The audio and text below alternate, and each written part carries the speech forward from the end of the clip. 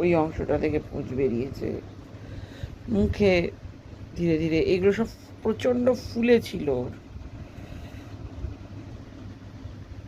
এখনও একটু একটু নিজেকে, নিজের বডিটাকে একটু একটু করে নাড়তে শিখছে, আবার এই যে উঠতে শিখছে হালকা।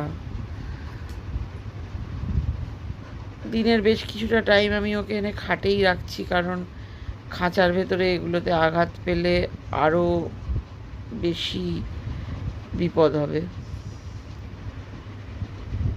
একটু দেখে গাড়ি চালানো যায় না, সত্যিই যায় না। মানে এইরকম ছোট ছোট প্রাণীগুলোর ওপর দিয়ে গাড়ি চালিয়ে দিতে খুব ভালো লাগে, একটু গিল্ট ফিল হয় না? কি আশ্চর্য ব্যাপার,